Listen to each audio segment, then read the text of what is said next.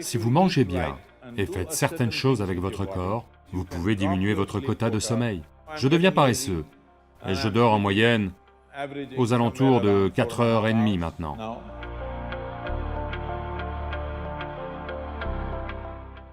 Quel type de nourriture devrions-nous manger pour que notre vie atteigne son plein potentiel en tant qu'étudiant ou écolier?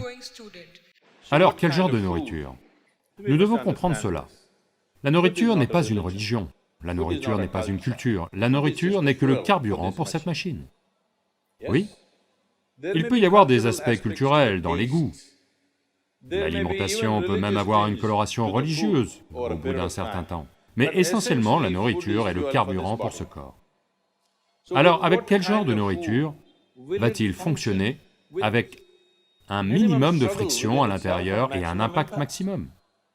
Donc supposons que vous achetez une voiture à essence et y pompiez du diesel. Elle va peut-être continuer à rouler, mais pas à son optimum. De même, vous pouvez manger divers aliments et ça va tout de même fonctionner d'une manière ou d'une autre.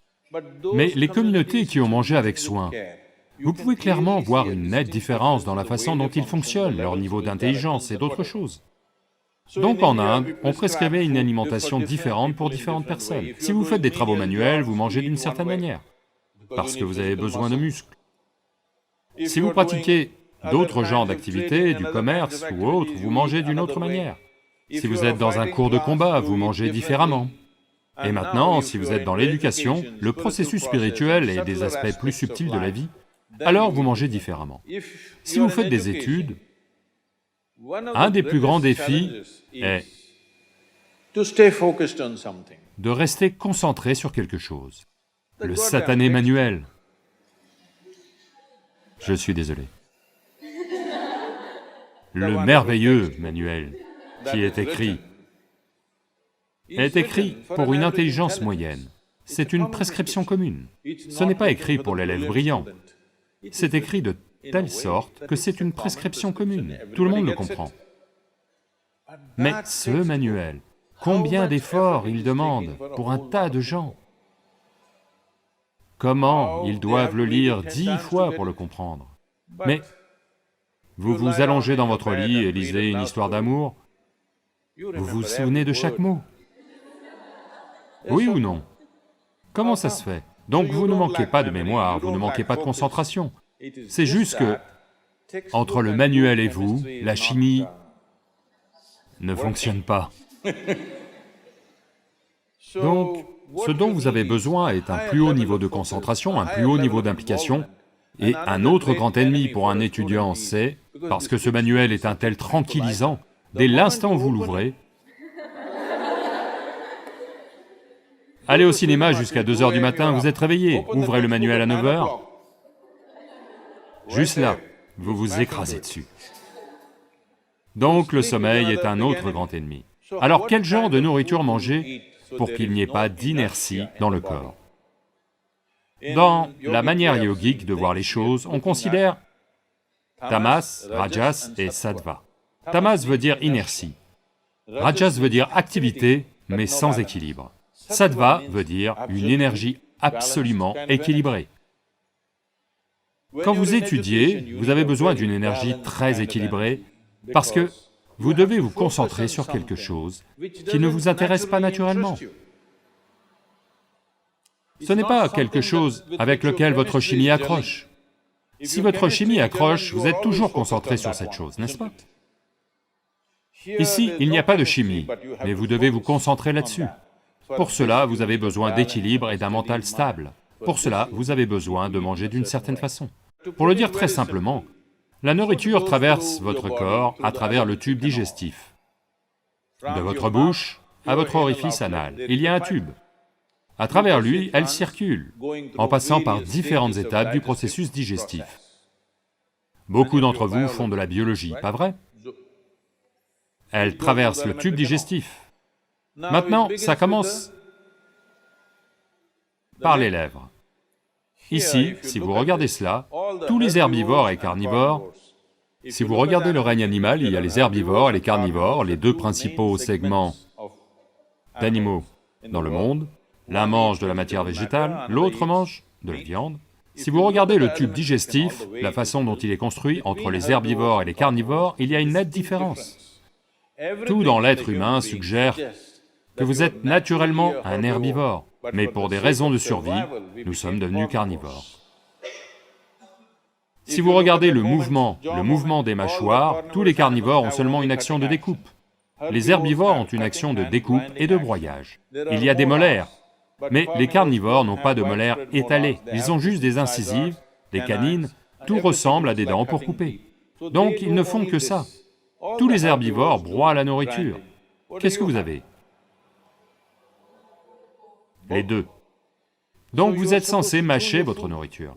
Pourquoi vous êtes censé mâcher votre nourriture? C'est parce que vous avez des enzymes dans votre salive, ou si vous prenez un peu de riz cru et le mettez dans votre bouche, juste une minute, vous verrez, il devient sucré ici même. Parce qu'ici même, les glucides sont convertis en sucre, ici même. Donc si vous mangez bien, alors, on dit qu'environ 30 à 50% de votre digestion devra avoir lieu dans votre bouche. Donc cette partie du système digestif attend des aliments à moitié digérés ou partiellement digérés. Mais là maintenant, la façon dont on mange, c'est on y met de la nourriture, non seulement non digérée, mais aussi partiellement détruite. Donc la quantité de nourriture dont vous avez besoin pour obtenir la même quantité d'énergie a augmenté. Vous mangez beaucoup plus de nourriture que vous ne devriez manger pour générer cette quantité d'énergie.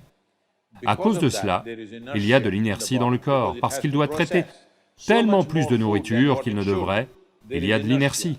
Une fois qu'il y a de l'inertie, votre quota de sommeil augmente. Combien d'heures dormez-vous? Allô? 8 heures. Vous suivez la prescription, n'est-ce pas? Voyez, ce n'est pas que vous devez vous priver de sommeil, ce n'est pas le propos. Mais si vous mangez correctement et faites certaines choses avec votre corps, vous verrez très facilement, en 3-4 semaines, vous pourrez diminuer votre quota de sommeil, de 2 à 3 heures. Vous pouvez le diminuer de 1h30 à 3 heures très facilement, si vous mangez juste consciemment. Et apprenez juste à être assis correctement. Vous savez, juste la posture, la géométrie du corps et ce qui entre dans le système. Si vous gérez simplement ces deux choses, vous verrez le quota de sommeil va juste diminuer comme ça. Juste pour vous dire, pendant plus de 25 ans, je m'en suis en grande partie sorti avec une moyenne de 2h30 de sommeil. Maintenant, je deviens paresseux. Et je dors en moyenne quelque part autour de 4h30 maintenant. Mais 7 jours par semaine, d'accord? 365 jours non-stop, actif presque tous les jours. Ma fille ne m'a pas appelé pendant un mois, j'ai demandé « Qu'est-ce qui ne va pas, bon sang? Pourquoi n'appelles-tu pas ?» Elle a dit « Toutes les 6 heures, tu es dans une nouvelle ville, qu'est-ce que je suis censé faire ?» J'ai dit « Ok, c'est vrai. » En une journée, parfois, nous faisons 3 villes. Donc, c'est une activité non-stop et aujourd'hui, beaucoup de gens autour de moi ont appris à faire ça. Plus de 100, 150 personnes autour de moi ont ce genre d'activité, en moyenne. 4 heures de sommeil et 7 jours par semaine. Ils sont actifs, tout le temps. Ils ne sont pas irrités, ils ne sont pas frustrés, ils sont joyeux et ils sont merveilleux. Pourquoi ceci? Il y a beaucoup d'aspects à ça, mais un aspect important est la nourriture. Comment vous mangez? Pas seulement ce que vous mangez, comment vous mangez est aussi très important. Parce que la nourriture est une chose vivante. Une chose simple que toutes les filles peuvent faire, c'est... Vous voyez, divers problèmes de santé et problèmes d'inertie, problèmes de concentration.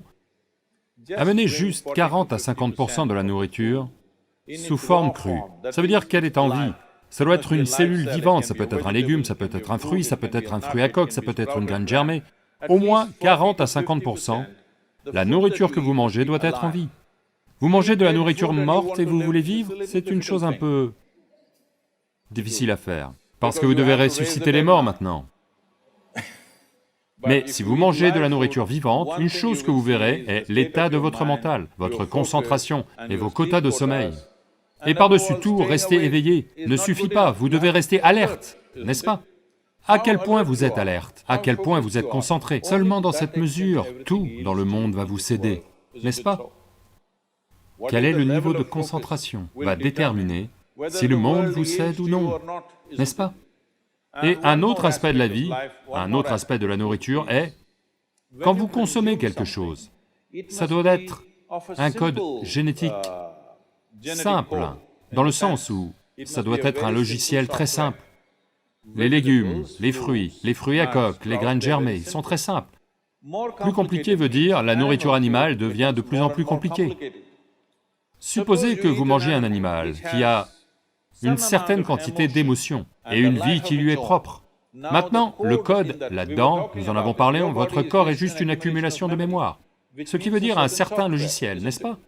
Ceci est le logiciel le plus complexe. Le logiciel humain est le logiciel le plus complexe sur la planète, parmi toutes les créatures. Donc, si vous mangez un animal, particulièrement un mammifère, si vous le mangez, il a un niveau similaire de complexité, peut-être pas aussi complexe que celui-ci, un niveau similaire de complexité, parce qu'il a des pensées et des émotions qui lui sont propres. Maintenant, pour que vous cassiez ce code et l'intégriez dans votre système, vous ne réussissez pas complètement. Donc ça va laisser des traces de certaines qualités en vous. Vous ne pouvez pas casser ce code et en faire une partie de vous, parce que c'est un code différent et complexe. Si vous mangez une feuille, un légume, un fruit à coque ou une graine germée, c'est beaucoup plus simple. Si vous êtes obligé de manger de la nourriture non végétarienne, vous devez manger ce qui est le plus éloigné de vous. Donc en général, le poisson et la vie aquatique sont les plus éloignés de vous. Donc si vous devez manger de la nourriture non végétarienne, la meilleure chose à manger c'est, vous êtes sur la côte, le poisson est la meilleure chose à manger dans ce cas.